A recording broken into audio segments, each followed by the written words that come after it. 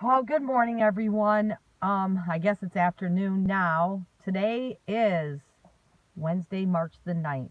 I have no makeup on. This is me as is. I knew if I put makeup on, it was going to be tough because the mascara will be running. So today I am blessed beyond words to be celebrating 12 years of being sober. I want to go and finish my story a little bit of what happened on March 9th, 2004. So from my night before of my total intoxication, got up in the morning, probably at about 9 a.m., and realized what had happened and knew that I probably didn't have a job. Now, mind you, it was Chad and I, my son. Um, just that was the only income I had. How could I not have a job? What was I going to do? I called both of my bosses. I called Eric Sitter. I called Jerry Edmondson. I pleaded, please, please, please let me have my job back. I know they weren't going to give me my job back, but the kindness of them, they were like, let us talk it over, Tammy. We'll get back to you. So I'm waiting and waiting and waiting. And Eric called me and he's like, I'm so sorry, but we cannot give you your job back. We cannot afford for you to be here and be like that. And in my heart, it just sunk to my stomach. How was I going to support my son? How were we going to live? What was I going to do? I had no idea. So I remember, excuse me a minute, this might happen a few times, but I'll get through it. Um, I remember looking out my window. We lived in a big farmhouse. We lived upstairs. Um, Chad's dad, nowhere around, actually incarcerated.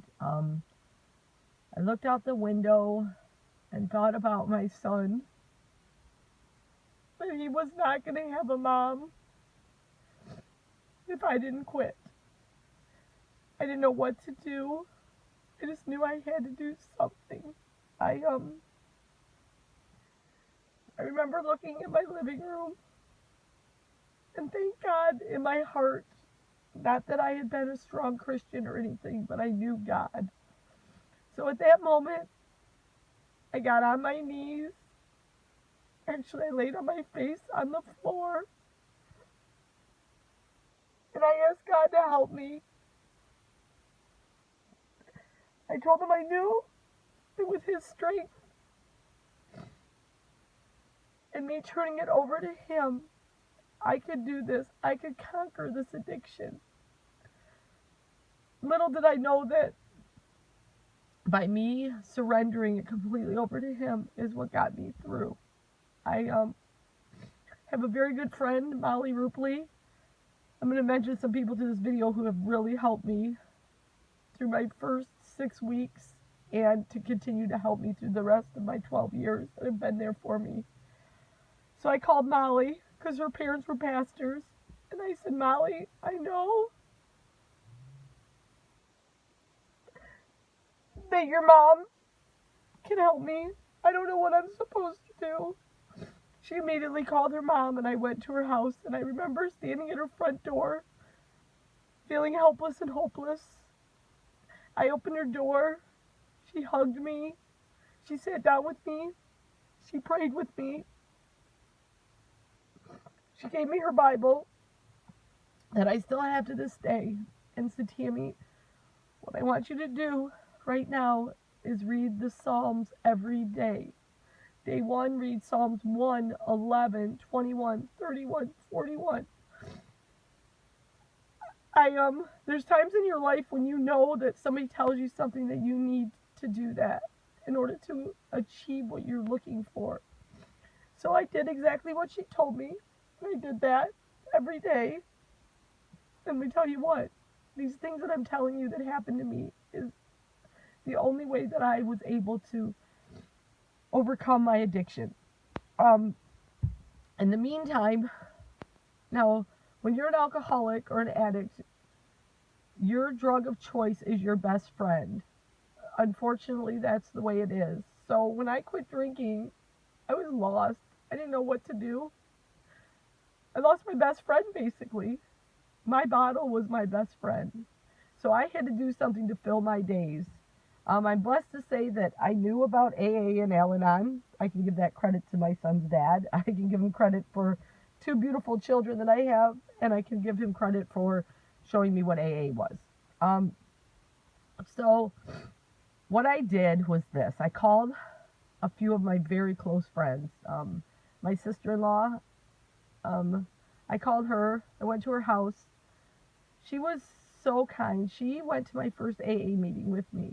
She walked through those doors with me and held my hand. I didn't say anything there. I just listened and took it all in. I just knew I was broken and I needed to do something. Well, for the next 6 weeks, I went to AA meetings twice a day, sometimes 3 times a day, and I visited 3 people's houses. And these 3 friends and their husbands, wives, just were amazing. I went in the morning, first thing when I got up, I would go to an AA meeting, and then I would go over to my friend, sister-in-law, Candy White's house. Candy would accept me in the door.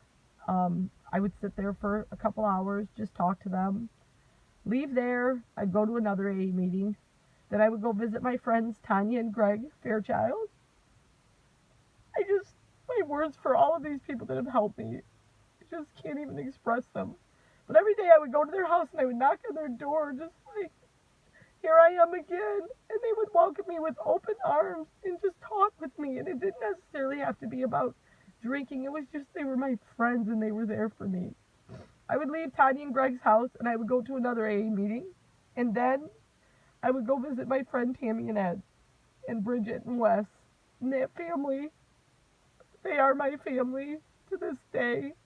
I go to Christmas with them and everything like that. I love all of them so much. I love all of these people so much. But every day I would knock on their door and they would accept me in also. Like I said, for 6 weeks straight I did that. I had no job at this time. It was just me and Chad. Chad, I sat and talked to him and told him, all these years of drinking, son, I'm changing my life for a little while. I'm going to have to focus on me. And I'll be gone for a while doing meetings and things like that. But in the long run, it's going to be all good. I'm going to live and you're going to have your mom. Well, here I am today, 12 years later.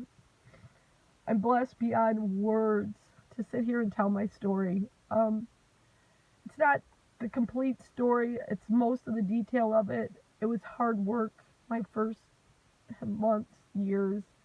Today, I can say proudly that I am freed from alcohol and drug. I have no desire at all to ever drink or take anything again.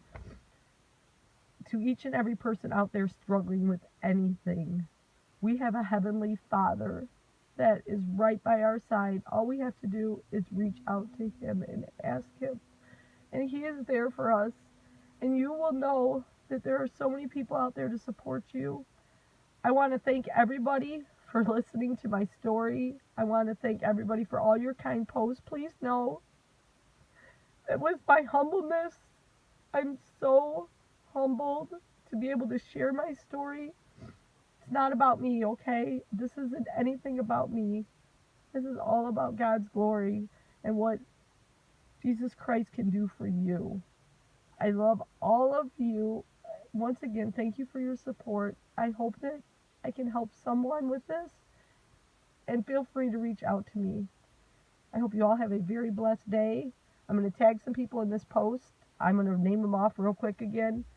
Eric Sitter, Jerry Edmondson, Nancy Rupley, Molly Rupley, Tom Rupley, Tammy Finley, Ed Finley, Bridget Gibson,